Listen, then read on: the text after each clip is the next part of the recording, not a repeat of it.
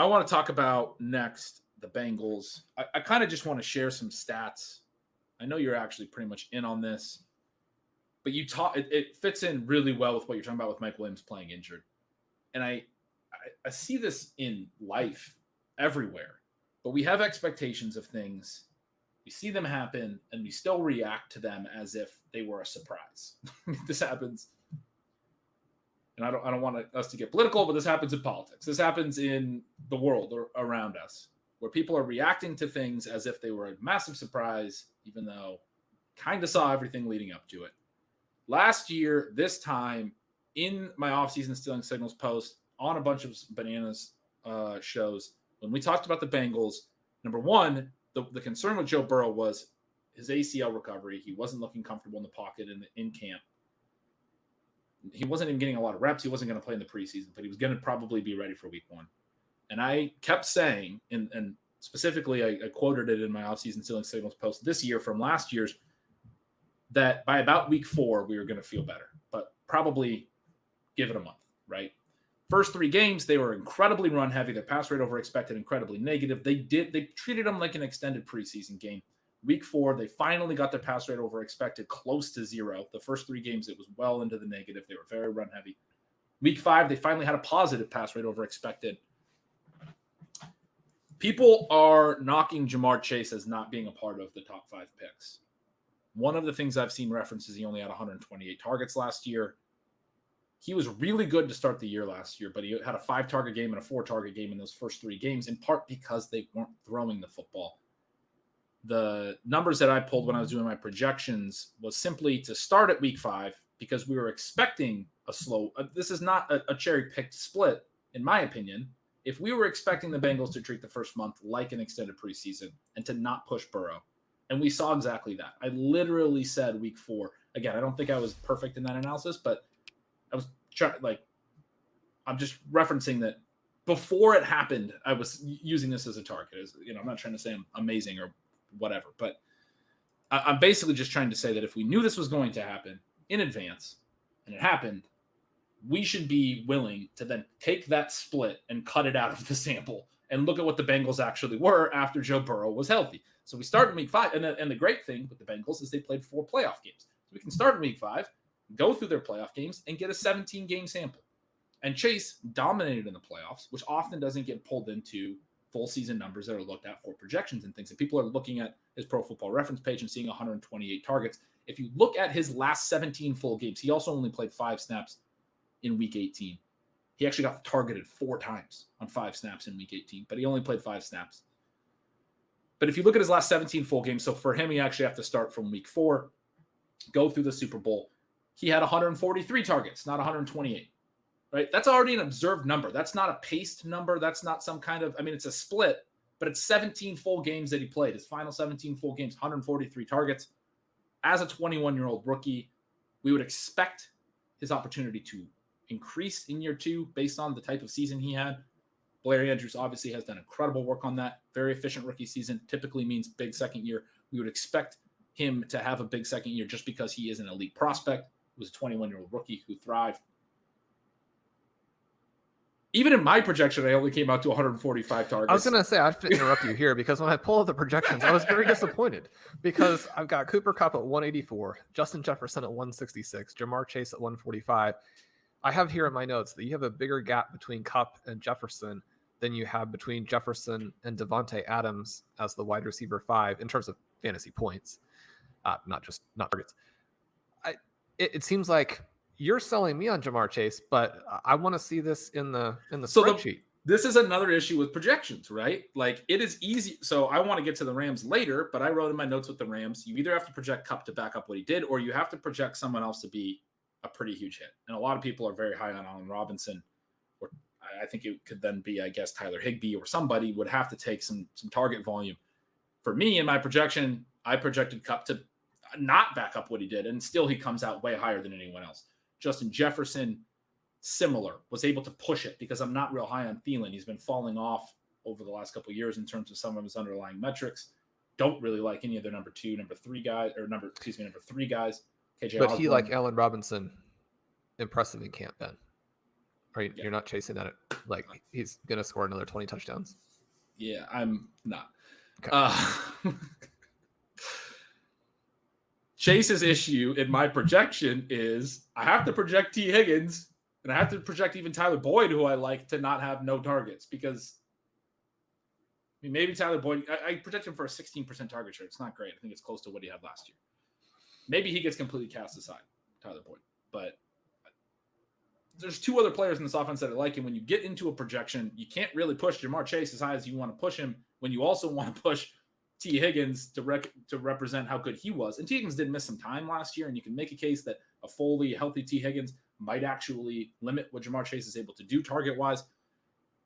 But it's more of a thing where, like I was talking about, maybe 60th or 70th percentile outcome with Jamar Chase. I feel like it's the 55th percentile or something because of the other players on his team and the way the math adds up. For Kupp and Jefferson, it was easier for me to project the 70th percentile outcome, like to really push it. And so I'd come out with this ending result, but for me with Chase, rather than my ending result in the projection, it was this research I was doing, which showed, number one, again, 143 targets over his last 17 full games. Incredible. I don't have all the receptions and receiving yards numbers, but higher than his actual regular season 17 game lines on both receptions. I think he had 82 catches. His final 17 games actually added up to 91 catches. His yardage went up like 110 yards or something. If you just roll it to his final 17 full games, as opposed to his actual regular season, which includes that slow start, also includes week 18. I mentioned he only played 5 snaps in week 18. I'm pulling out week 18 just to look at the games he was actually playing. I listed all those stats in the offseason stealing signals over at the Stealing Signal Substack if you want to read more about this. But you also look at the team, and the team was 61.9 plays per game for the regular season. That's below average. The average last year was 63.3, so about a play and a half below average. Start week 5 and go through the playoffs, they were 64.1. They were almost a full play above average, about a 2.2 play difference per game. That's a lot. They were actually an up-tempo offense. A lot of people talk about Zach Taylor. Maybe he's a run-heavy coach. I've heard this. Like he had these moments where he was run-heavy. Actually, once Joe Burrow got healthy through the playoffs, this was an aggressive team. They were plus 0.8 percentage points to the positive and pass rate over expected for the season. Just roll in that last month, roll out the first month, they were plus 2.2, a whole 1.4 percentage points higher in their pass rate over expected. A lot more aggressive pass looking when you include their playoff games. They were obviously very much trying to win.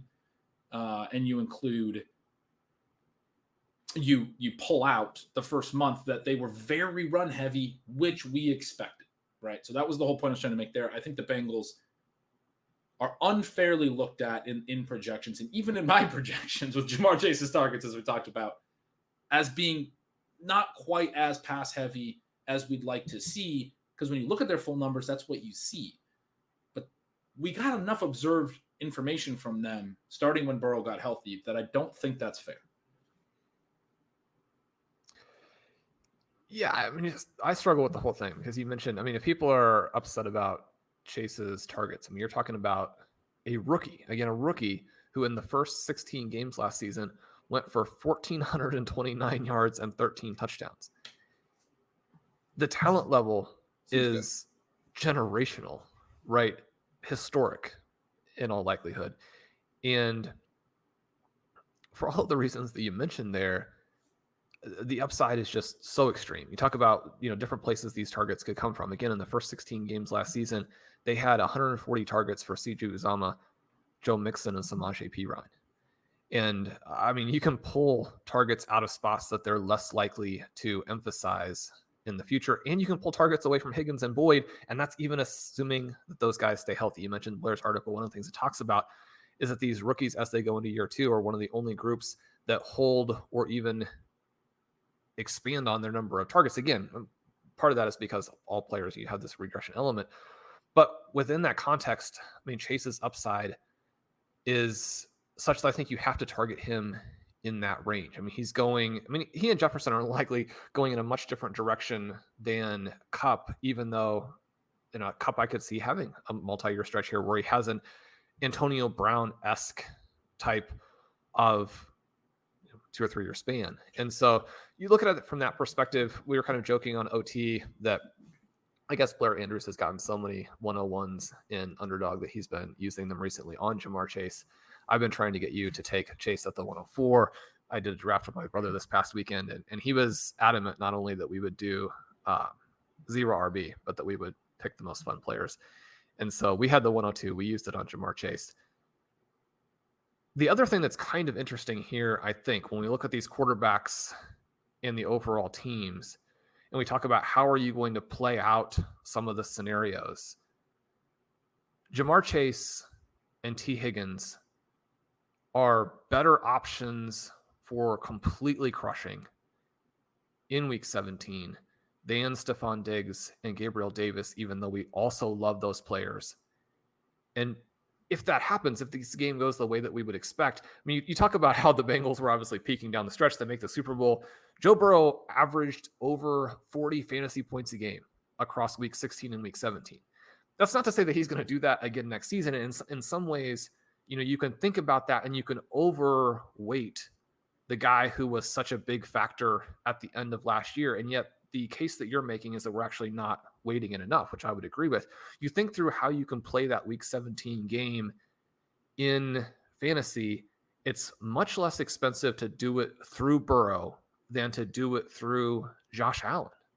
And when you think about what you need to have happen for that to be the tournament winner for you, the fact that it comes with a Jamar Chase exposure or a Tee Higgins exposure, and we think about Jamar Chase in week 17, but Tee Higgins had the massive week 16. I mean, you're talking about two guys who could be two of the 6 or 7 best wide receivers in the entire NFL, and how that game would play out.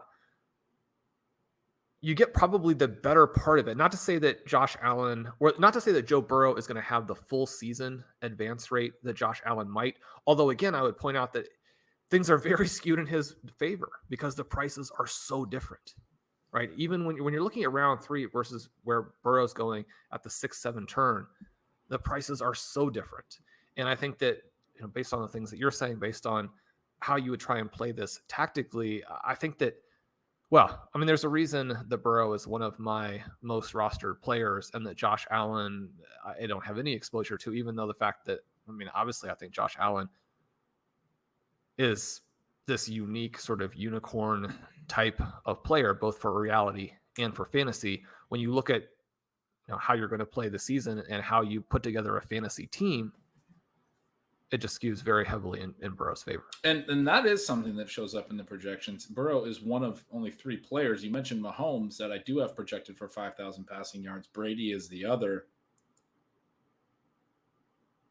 It's not Herbert. But like when you're doing the projections and you're saying, okay, I have to regress Jamar Chase's efficiency, but he has air yards, he has yak ability. He actually had an astronomical efficiency, even though people have pointed out the drops issues from the preseason carried over into the year. He had a high rate of drops, which I don't think matter, other than to the extent that I can make a case that if his drops rate regresses a little bit, he has even more big plays. He could have, that limits yards per target type efficiency when you're not catching the ball at a high rate. And a couple of the plays could have gone for long touchdowns. It could have. Tee Higgins, similarly, a fantastic player that I'm projecting is not that far off from Chase, who we noted my projection's probably low on Chase. But I have both these guys as so efficient that efficiency is going to carry back over to Burrow, who was incredibly efficient last year, the only qualified passer who completed 70% of his passes, even though Jamar Chase had some drops issues, even though, some other elements. Burrow did take sacks at a high rate, and some of that is going to help your completion percentage if you're not throwing balls away and things like that. But from a lot of the advanced metrics I've seen and heard about, Joe Burrow looks like just an incredibly efficient player. I sent a tweet out that all 3 of his running backs had at least 17 targets, and they all caught at least 87% of their passes. So he's dumping off to running backs at a rate that's about twice as good as the average running back catch rate, about 75%. You say there's about 25%, of the attempts fall for incompletions. For Burrow, it's about half that. So even when he's, getting through his progressions and dumping down, and it's all 3 different running backs, and they all had at least, 17 targets. Pirine had just over 30. Mixon had 40 something. The 3 of them combined to catch they only had like 8 incompletions on like 92 targets to them all season. So Burrow looks to be everything he was billed as. He has incredible talent at wide receiver. And yeah, I like what you're saying there. I don't wind up super high with him in my rankings because, again, he doesn't look great from a rushing perspective. He should run a little bit more this year, but not somebody who's going to pop off there. Really has to hit high-end pass yards and pass TD numbers. But a little sneak peek for the Stealing Lines guys, our subscribers. Dalton Cates, who I do that betting service with, took Joe Burrow to lead the league in pass yards as a prop. I loved that pick. I mean, I think it's very possible. You also mentioned Cooper Kupp, and I want to talk about the Rams because I have them listed, and I already kind of layered in what my thoughts were on them, which is either Kupp backs it up or something in this passing game has to give because there's just so much. Like you can't regress Cooper Kupp without creating a lot of available opportunity for somebody. Allen Robinson's gotten pretty expensive, so we've gotten to the point now with Robinson. I wrote about in offseason ceiling signals where he can have a good year. He can have the touchdown rate that people have talked about. He's going to be a red zone weapon. That's fine, and still probably not crush you if you're not taking him. I don't think he's going to be a big hit player at his cost, which is fourth round now. I mean, it's very high. So some of that can go to Robinson and not really be something that's necessarily actionable for the types of players that we're targeting. You mentioned Cooper Kupp maybe moving the different direction than Jamar Chase. I'm curious your thoughts on Kupp because I don't look at that if you're not real high on Robinson. And we know that Stafford has an elbow issue as well. So maybe we should throw in how concerned are you about the elbow issue? He's still throwing at camp. I would say for myself, not particularly concerned. I do think that could lead them to be a little bit more run heavy than we're expecting and even I projected. But I wasn't projecting them to be a super pass heavy team anyway because they're not necessarily a super pass heavy team. There's still going to be a lot of targets. It is a good offense that's going to score points, that's going to move the ball. Their play volume should come up this year. Last year, their opponents ran way more plays than them. They were sort of victims of their own efficiency at times. I mentioned Van Jefferson's long touchdowns. They had a couple drives that were just so quick that they didn't run as many plays, even though they're winning games. Typically, winning teams run more plays. So that was a surprise in the Rams' data from last year, running far fewer plays than their opponents despite winning 12 games. What are your thoughts on Kupp? Where do you think these targets go if Kupp doesn't have another 180 target season? Well, at this point, I mean, they obviously have to go to Allen Robinson. And so even though I keep rooting for his price to rise since I don't have a lot and I don't want it to be something where he could easily beat me in a bunch of leagues. He's up there into the range where that's probably not going to happen. But I do think that Cooper Kupp comes right back and does what he did last season when he kept expecting at some point for it to fall off because it has to, right? You can't stay that hot for that long. And then he goes out against some of the best defenses in the NFL and torches the postseason when that's all the Rams had. I mean, when you're looking at the fantasy or you're looking at the reality playoffs and Odell Beckham did have a mild resurgence compared to how he was playing with the Cleveland Browns. But I mean, it was just Cooper Kupp to win all of those games and they still couldn't stop him even with gadget defenses. Quick note on that. He had 25.7 PPR points per game during the regular season. It tied Devontae Adams for the most by a receiver since 2000, more than Randy Moss's 23 TD season, more than Antonio Brown's best season, Julio Jones, anyone else, Calvin Johnson. Adams only did it in 14 games. Kupp did it in 17 games. And then Kupp eclipsed that 25.7 PPR points per game mark across his 4 playoff games. Which is insane. I mean, it's insane. Yeah. So when you're looking at Kupp within the context of this offense, I think that with Stafford healthy, I mean, he's a very reasonable 101. We talk about trying to get exposure to Jonathan Taylor and Christian McCaffrey because they're such unique running backs, and any other running backs are going to start off just so far below where they are. And yet, I mean, Cooper Kupp is that at receiver. The fact that Beckham gets hurt and isn't going to be a part of this team for the first half to 2/3 of the season, all likelihood. One of the things you're still looking at when you're thinking about the highest leverage portions of the fantasy schedule, there are some other options for Odell Beckham, and that may become more clear, once you get to that time of the year and certain teams that are Super Bowl contenders are looking at what they need to add.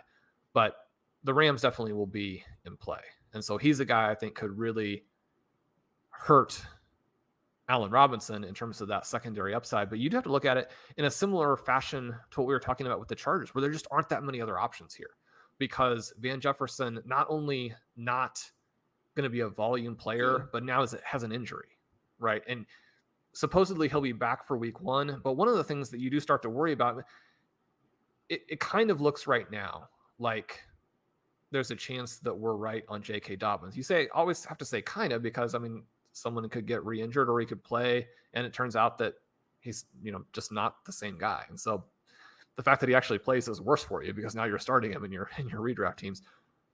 But players who are getting hurt right now, I do really worry about their ability then to be ready for the start of the season. And then how do they actually play once they come back?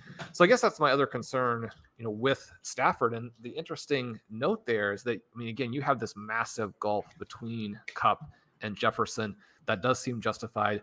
But during the stretch where there was the most concern about Stafford's shoulder, Jefferson did sneak ahead of him in Underdog ADP. Yeah. And I think he's still going higher right now. I heard just yesterday that he's going higher, at least in one of the Underdog contests. I think they have different ADPs, but yeah. Right. And so you're going to have to kind of look at that balance, because I think one of the things too that you look at with the Vikings is this is another team where the targets are pretty straightforward in terms of where they're going to go, and they're going to go to Justin Jefferson.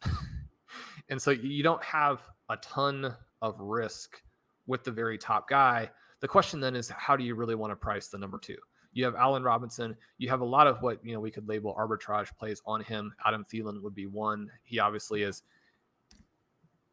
getting some buzz in training camp. The new coaching staff supposedly really loves what he brings to the table, and what he's brought to the table for the last, 5 years is being a very good player. Now, his ability to draw targets and to be explosive with the targets is declining. He is reliant on his work in the red zone, but a little bit like a red zone back, you do get the impression that he will be featured there.